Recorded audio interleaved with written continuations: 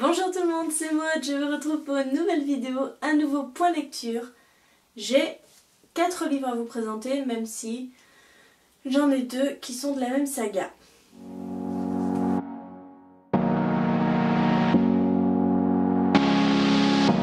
J'ai commencé par le 11e tome de La Maison de la Nuit. Ce 11e tome s'appelle Révélé, il est écrit par PC Cast et Christine Cast. Et c'est paru chez PKJ. Alors je ne sais pas si le cadrage permet de voir, mais j'ai les 10 autres tomes. J'ai commencé cette saga en 2012 et je l'ai enfin terminée. Ça y est, il y a 12 tomes à cette saga et elle est terminée. Donc comme vous vous en doutez, je vais aussi vous donner mon avis sur le 12e tome, Sauvé. Je vais vous expliquer un petit peu de quoi traite cette saga. Je vais vous faire un petit résumé du premier tome, on va dire. Ce sera plus simple. Nous suivons Zoé Redbird, qui est une jeune fille comme les autres, tout à fait normale, qui va au lycée, qui a un petit copain, jusqu'au jour où elle est marquée. Avec le premier tome, vous comprendrez un peu mieux. Elle est marquée et c'est un petit peu particulier dans cette société quand on devient vampire. Ce n'est pas du tout comme on a l'habitude de voir. On ne se fait pas mordre par un vampire, échanger du sang ou quoi que ce soit pour devenir vampire. Là on se fait marquer par la déesse, c'est-à-dire qu'on a un croissant de lune qui apparaît ou une marque quelconque qui apparaît sur le corps.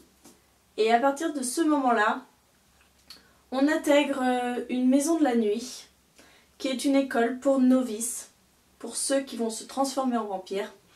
Et c'est une école un petit peu particulière, puisque l'on vit la nuit dans cette école et on dort le jour. Un petit peu pour se mettre au rythme des vampires. Normalement, une fois que l'on suit les cours dans cette maison, on peut soit accepter la transformation, votre corps accepte la transformation, vous devenez vampire, vous n'avez jamais d'écrou ou quoi que ce soit. Voilà, c'est vraiment le mythe du vampire, mais totalement différent de ce qu'on a l'habitude de voir. Et d'ailleurs, j'avais beaucoup aimé cette différenciation, c'était plutôt sympa, ça changeait un petit peu. Et sinon, on peut rejeter la transformation et dans ces cas-là, eh bien, on meurt, tout simplement. Donc voilà, ça c'est le pitch de base. Maintenant, vous vous doutez bien que il s'est passé énormément de choses dans les 10 premiers tomes. Donc là, c'est difficile de vous donner mon avis vraiment sur le 11 et le 12. Moi je vais parler en généralité dans ce 11 là. Zoé, donc qui est l'héroïne quand même principale, m'a énormément tapé sur le système. Elle peut être très mature pour certaines décisions. Mais alors, par rapport à ses choix amoureux, c'est une catastrophe. Cette fille est une catastrophe ambulante. Pour vous permettre de comprendre un petit peu mieux l'histoire, je vais vous dire que Zoé, au vu de sa formation, se découvre des pouvoirs assez particuliers. Elle se découvre assez puissante pour une novice. Et elle va gravir un petit peu les échelons dans cette maison de la nuit en devenant une sorte de prêtresse pour la déesse. Et forcément, elle va s'attirer pas mal de soucis. Il y aura beaucoup d'ennemis, il va y avoir des anges déchus, on va dire. Il va y avoir pas mal de créatures surnaturelles qu'elle va rencontrer. Donc dans ce 11e tome, Zoé est un petit peu confrontée à de la magie ancienne, qu'elle ne maîtrise pas du tout, qui la rend très colérique, très énervante. Voilà. Mais sinon j'ai été contente de retrouver les personnages de ce roman. J'avais peur d'avoir complètement oublié ce qui s'était passé dans les romans d'avant et finalement ça m'est revenu assez vite. Donc j'étais contente de les retrouver. Et j'ai bien apprécié cette lecture, j'ai bien aimé ce tome 11. Et là, on tombe sur le tome 12, donc le tome final. Et j'ai pas vraiment le même avis. Dans ce tome 12, c'est un petit peu le combat final. Parce que depuis quasiment le début de la saga, Zoé combat un ennemi, je ne vous dirai pas lequel, je ne vous spoil pas. Et cet ennemi-là reprend du poil de la bête et commence à prendre en otage pas mal d'humains pour faire d'eux ses suppliants, puisque cet ennemi veut devenir un dieu parmi les dieux. Oh.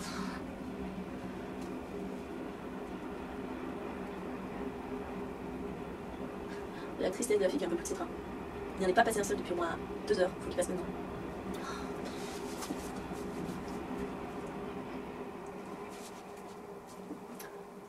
Donc cet ennemi veut s'élever au-dessus de tout le monde, se considère comme un dieu et veut que tous les humains le vénèrent. Donc ce personnage-là va prendre en otage pas mal d'humains. Zoé va essayer de l'arrêter, forcément. Et dans la plus grande partie du livre, je me suis presque tout le temps ennuyée. Tous les passages où on voyait le gros méchant, ça me saoulait. Franchement, ça me saoulait. Je trouvais que c'était trop. Que ce personnage se prenait pas pour de la merde. Hein, que c'était presque risible. Il voulait faire peur, mais franchement, enfin bon, bref. Tous les passages là m'ont ennuyé comme c'était pas permis. Et quand on retombait sur les passages plus intéressants, sur des personnages qui étaient plus intéressants de mon point de vue, donc Kalona, Lucie, Rephaim, etc., c'était mieux. C'était mieux. Mais cette saga est quand même hyper jeunesse. Mais vraiment très très jeunesse, parce que les dialogues des fois, mais c'est la cata, hein.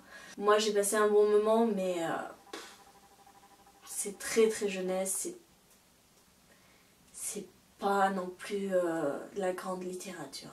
Je vous avoue, c'était le groupe d'amis de Zoé, mais ils sont... On a d'un côté la garce qui était affreuse au début et puis qui devient gentille, qui commence à aimer tout le monde mais qui reste quand même une garce.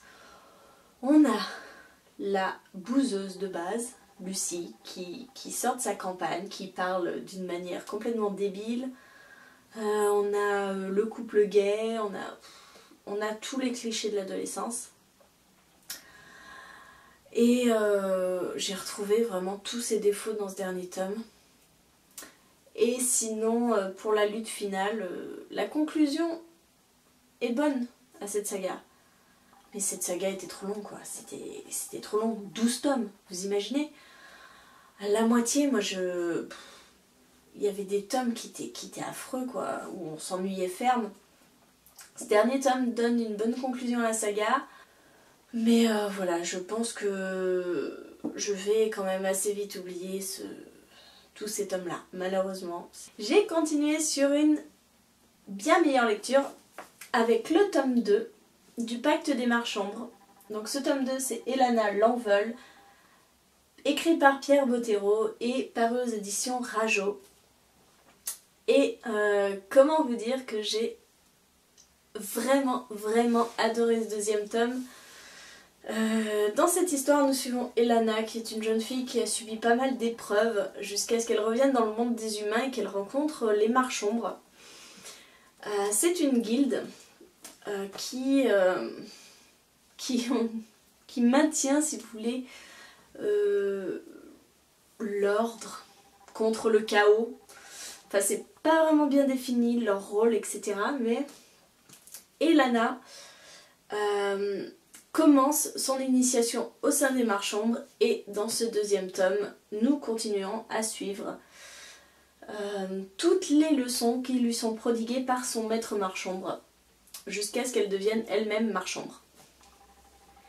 Et franchement, entre le tome 1 et le tome 2, il y a une évolution de malade concernant ce personnage. Et je me suis vraiment attachée à Elana. C'est super compliqué pour moi de m'attacher à un personnage, mais Elana, pour moi, c'est l'héroïne parfaite. Elle est intelligente, elle est courageuse, elle se laisse pas marcher sur les pieds, elle est maligne. Vraiment, c'est un personnage que j'adore et que j'aime de plus en plus. Alors, Pierre Bottero, J'aime beaucoup sa plume. C'est la première fois que je lis un de ses livres. Donc j'ai commencé par le Pacte des Marchambres, alors qu'avant nous avons La Quête des Vilanes et Les Mondes des Vilanes. On m'avait expliqué que c'était pas trop dangereux de commencer par le Pacte des Marchambres, mais on m'a bien prévenu que le tome 3 par contre, tout allait un peu se regrouper. Donc je ne sais pas si je continue encore cette saga, si je lis ce tome 3 ou si j'attaque La Quête des Vilanes, je ne sais pas trop. Mais ce tome 2 est juste magnifique. Franchement, Pierre Bottero fait subir des épreuves de fou à Elana et j'étais solidaire d'elle. Franchement, c'est un univers qui est super riche, très intéressant, mais cette histoire tient vraiment sur le personnage d'Elana. Et sur la relation qu'elle entretient avec son maître, Gilano. Son maître lui donne toujours des défis pour qu'elle se dépasse, pour lui faire comprendre une leçon. Au début, on pense que c'est assez malsain, que c'est vraiment quelque chose qui est affreux comme défi. Et au final, tout comme Elana, on se rend compte que c'était obligatoire pour qu'elle apprenne quelque chose de primordial et qu'elle soit plus humble dans ses décisions. Et pour faire d'elle une vraie marchambre. La plume de Pierre Bottero est hyper poétique. Dans tous les dialogues entre le maître et l'élève, il y a pas mal de poésie, il y a pas mal de leçons sur la vie, il y a pas mal de leçons d'humilité. Et j'ai adoré. J'ai adoré. Alors je comprends les avis qui m'ont dit que pour lire le 3e tome c'était un petit peu plus compliqué parce qu'on rejoignait un petit peu le monde des vilanes. Et je peux comprendre pourquoi, puisqu'à la fin de ce tome-ci, Elana croise un groupe de, on ne sait pas trop quoi, de mercenaires, enfin un groupe assez disparate. Et je me dis que peut-être que ce groupe en fait vient d'une autre des sagas de Pierre Bottero et c'est pour ça qu'en fait on me met en garde. Donc je sais pas, on verra. À mon avis, je vais lire le 3e tome et puis me rafraîchir la mémoire avec La Quête des Vilanes. Mais j'ai peur que La Quête des Vilanes soit très très jeunesse. Alors que là, ici, pas du tout. Franchement, Elana, je ressens pas le côté jeunesse. Je l'ai ressenti un petit peu au début du tome 1, quand elle faisait sa vie parmi les petits, que là, oui, c'était assez jeunesse, parce que c'est vraiment un monde de rire, de naïveté, de joie, etc. Mais là, depuis qu'elle est dans le monde des humains, c'est plus du tout jeunesse. Elle connaît des pertes lourdes, elle connaît de la souffrance, elle se fait assez malmener par la vie. En tout cas, je vous conseille grandement, si vous n'avez jamais lu ou si vous voulez débuter la fantaisie, je pense que Pierre Bottero c'est le summum, c'est bien. Et j'ai terminé par un livre que je ne voulais pas jeunesse parce que là ça commençait à faire beaucoup. Donc avec un thriller de Maxime Chatham, Que ta volonté soit faite aux éditions Albin Michel. C'est un thriller. L'histoire nous est racontée par un narrateur dont on ignore l'identité jusqu'à la toute fin.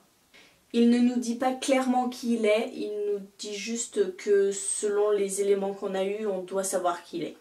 Bref, le narrateur nous raconte l'histoire d'une petite ville de Carson Mills aux États-Unis, perdue au milieu des forêts, près d'un lac. Enfin bon, vous voyez un petit peu ce genre de ville.